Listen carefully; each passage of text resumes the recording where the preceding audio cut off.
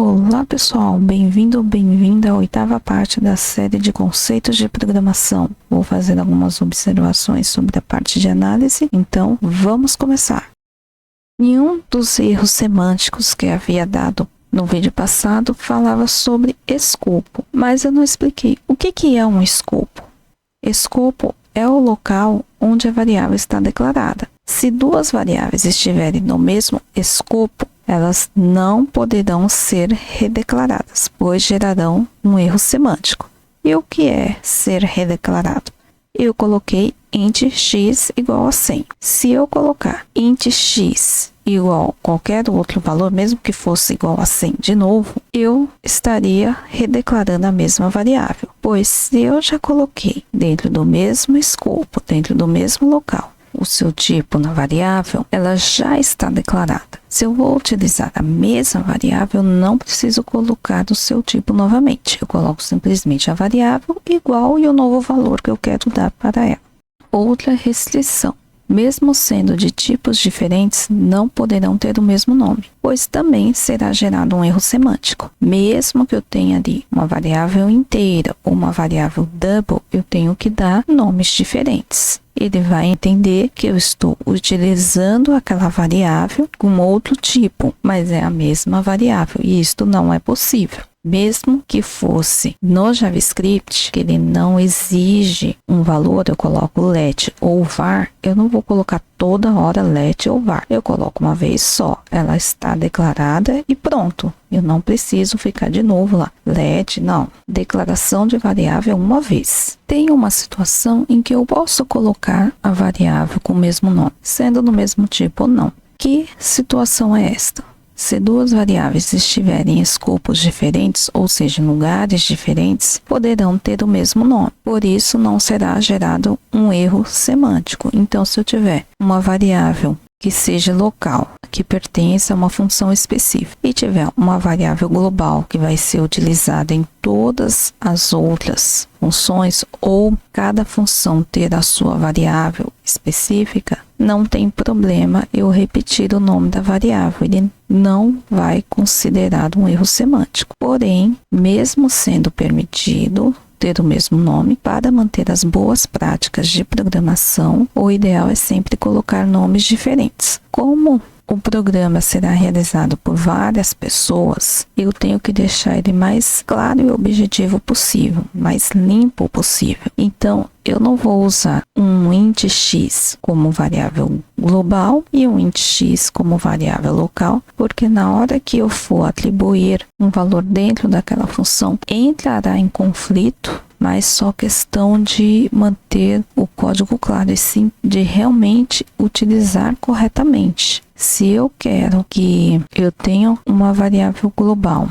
que a função dela seja parecida com uma variável local, eu tenho que mudar ali o nome justamente para ficar melhor. Se eu utilizar o mesmo nome, automaticamente a função vai ignorar a variável global, vai utilizar somente a variável local. E isto não pode, pois eu posso estar precisando alterar a variável global ou até as duas, e ele vai sempre ficar atribuindo o valor para a variável local. Ele nunca vai utilizar a variável global. Então, mesmo sendo permitido, o compilador realmente não vai gerar um erro semântico, mas não é uma prática correta. A única forma de eu poder utilizar mais de uma variável com o mesmo nome se fossem duas variáveis locais, porque variáveis locais são utilizadas somente dentro de funções. Se eu tenho uma função somar e eu utilizo uma variável int a e int b, e eu tenho a função subtrair e utilizo uma variável int a e int b, não vai gerar conflito. Cada função vai utilizar a sua variável local. O que eu atribuir em uma função não vai ser vista na outra função. As únicas variáveis que são vistas em toda a parte do programa são as variáveis globais. Mas o que é uma variável local e uma variável global? Vamos ver. Então, as variáveis globais são definidas fora das funções, no qual podem ser utilizadas em qualquer parte do código.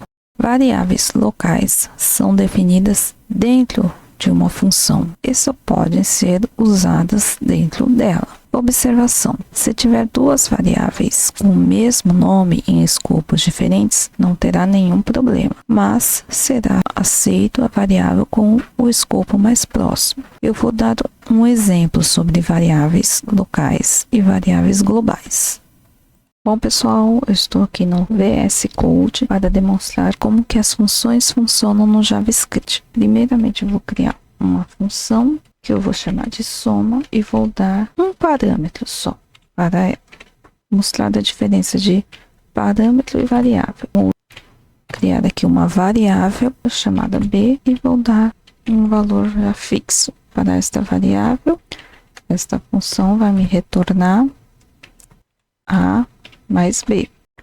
Agora eu vou criar outra função chamada subtração. Aqui eu vou colocar dois parâmetros, x e y.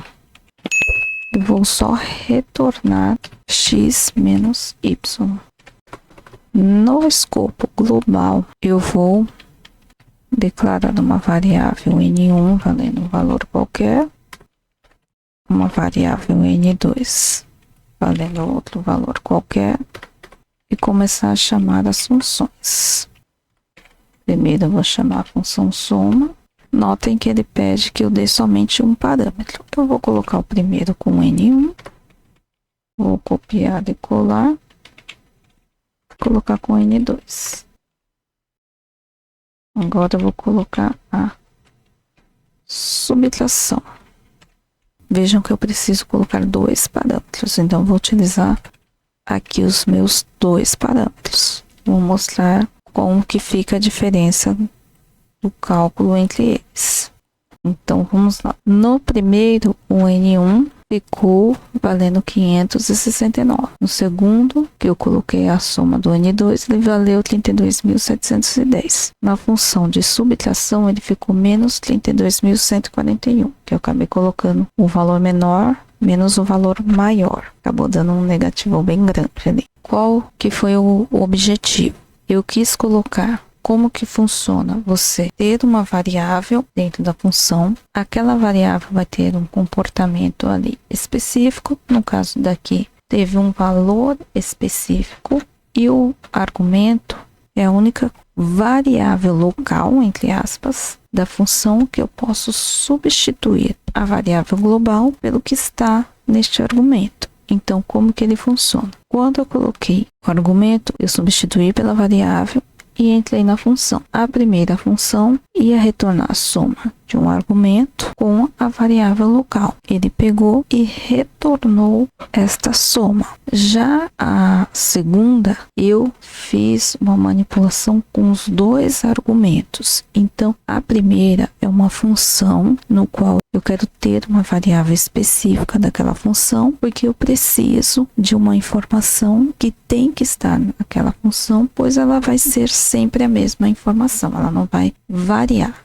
No caso da subtração, que teve dois parâmetros, ela é uma função com o objetivo de eliminar a repetição de código. Então, ele só exige ali os parâmetros, porque o foco é substituir esses parâmetros pelas variáveis e fazer uma operação simples, que não precisaria de eu ficar repetindo toda vez que fazer várias subtrações. Poderia até colocar aqui mais outros dois números. Outra observação que eu vou colocar aqui. Vejam que eu coloquei var de novo com N1, var de novo com N2. Ele não está dando nenhum tipo de erro. Eu vou até colocar aqui em cima e mostrar como que eles vão se comportar. E olha só, ele fez o primeiro cálculo e ele fez o segundo cálculo e depois fez a soma ali normal. Só que deram valores diferentes agora. O que foi que aconteceu? No JavaScript, como ela é uma linguagem fracamente tipada, ela não se importa que você coloque o tipo ali de novo, que na verdade é um tipo genérico, fique ali sempre repetindo este var toda vez que eu for colocar variável. Ele não vai entender como uma redeclaração, ele vai entender como uma substituição de valor da variável. Então, deve-se tomar muito cuidado. Quando eu tiver variáveis de um certo nome e eu de repente quero criar uma outra variável e acabar colocando a palavra var e repetindo o nome desta variável, o JavaScript não vai me informar que esta variável já existe. Ele vai aceitar e vai substituir o valor ou o comando dado para aquela variável como se fosse uma troca de valores. Ele não vai reclamar que está sendo redeclarada a variável. Então tem que ter muito cuidado. E o JavaScript, como ele coloca o valor em tempo de execução, eu vou limpar o console aqui. Eu poderia nem colocar. Então, se eu não colocar nada, ele vai fazer os dois cálculos. Normalmente não vai reclamar que a variável está repetida. Se eu colocar como var, ele vai se comportar da mesma forma. Agora, se eu colocar o let, ele já até reclamou ali que ele está duplicado sem antes eu colocar. Ele já falou que foi redeclarado. E aí ele dá o erro de identificador já declarado. Ele já pegou o primeiro aqui, N1. Mas mesmo que eu tirasse o N1, deixa eu limpar o console, ele daria no N2. Ele só deixaria de ter o erro se eu tirasse dos dois. Aí sim, ele substituiria normalmente. Com a diferença de que, se eu coloco o var ou não coloco nada, ele não me avisa que aquela variável já foi declarada. Se eu declarei a variável no começo como let e lá no meio, no final do programa for declarar esta variável, tanto usando var como usando let, ele vai me avisar que ela está sendo redeclarada. Por isso que o ideal é sempre usar o let. O let te avisa a redeclaração de variável no mesmo escopo. O var ou não colocar nenhum nem outro, ele não vai avisar. Vai ter conflitos futuros e vai dificultar bastante a correção, que vai ter que ficar buscando no código onde que aquelas variáveis foram colocadas e foram redeclaradas e sair mudando o nome das variáveis em todo o código, porque eu coloquei um comando, esqueci, era para criar uma variável nova com outro comando ou outro valor ali e acabei redeclarando de novo e não usei let, ele em nenhum momento me avisou. Então, linguagem como JavaScript deve ter muita cautela ao se usar o var. E com relação aos argumentos, diferença de parâmetro e de variável. Parâmetro eu sempre vou substituir por uma variável, ele vai entrar e me retornar algum comando. Variável local eu tenho que ter um comportamento dentro da função que vai ficar fixo, por isso eu tenho que ter certeza que aquela variável nunca vai mudar, e aí eu retorno alguma coisa, no caso aqui que eu mesclei um argumento com uma variável. Se fossem duas variáveis, ele simplesmente executaria o que está dentro da função. Este é o comportamento de uma linguagem fracamente tipada com relação a funções e a variáveis. Agora eu vou mostrar o Java como se comporta, que é uma linguagem fortemente tipada. Então, vamos lá. Então, pessoal, estou aqui com o programa Eclipse aberto. Eu vou fazer o mesmo exemplo, declarando a função soma e somando dois números inteiros. Então, coloco static int soma, int a, int b. Aqui eu tenho que declarar os dois parâmetros. Coloco como return A mais B. Aqui dentro eu vou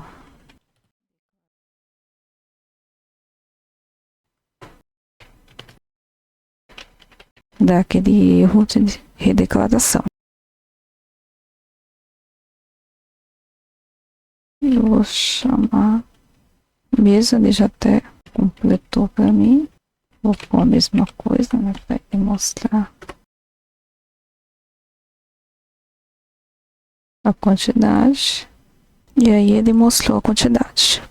Isto é o corpo da função, aqui são os parâmetros, e aqui é a chamada da função, substituindo por essas variáveis função soma, somando dois números inteiros, que no JavaScript nem exigiu que tipo de argumento que era. Eu poderia colocar um double ou qualquer outro argumento que fosse. No Java, eu coloquei inteiro, ele tem que ser inteiro, não aceita outro tipo de variável e não aceita duplicação de nomes. Fazer o teste aqui, eu vou colocar uma variável altura homem, por exemplo, sendo 1,80. Outra variável altura mulher, como se fosse 1,60. Vou fazer o mesmo esquema. Aí ele coloca um erro aqui, que o método soma, ele é para receber dois inteiros, mas eu estou dando dois argumentos reais. E aí ele não consegue realizar o cálculo, porque eles são dois inteiros. Então, para eu resolver, eu teria que pegar essa função, vou colocar como double, 2 double, e aí sim ele aceitou. Observe que eu coloquei o mesmo nome da função com tipos diferentes, ele não teve nenhum problema. Tem opções de você colocar o mesmo nome da função e utilizar em vários tipos diferentes. Então tem um dos pilares da orientação a objetos, que é o polimorfismo, que é ter várias formas. Neste caso eu estou usando a sobrecarga, que é utilizar o nome de uma função que ela realiza um determinado comando e só mudar os tipos. Primeiro eu coloquei recebendo dois valores inteiros e me retornando um inteiro. No segundo eu recebi dois tipos reais e me retornou um real. Automaticamente ele entendeu que quando eu coloquei valores reais, eu estou utilizando a sobrecarga do soma, que é somar dois números reais e me retornar um real, não é mais o do número inteiro. Dá para entender neste contexto, os argumentos são específicos daquela função. Eu não vou ter confusão em relação a isso. Agora, se eu chegasse aqui e colocasse um int a igual a um valor qualquer, um int b igual a um valor qualquer, e ele resolveria para mim. Neste caso, eu estaria declarando a e b como variável e aqui ele está sendo declarado como argumentos. Não teria problema nenhum. Mas, se fosse uma variável local, uma variável global, o ideal é evitar esse tipo de comportamento. Agora, vamos continuar. Vou colocar como se fosse um inteiro, um a, e voltasse um inteiro. Vou pôr um exemplo, deixar até aqui em cima. Viram que deu uma exceção. Qual que é essa exceção? Ele não pode converter o double para inteiro. Agora, se eu colocasse como double, ele não deu problema nenhum.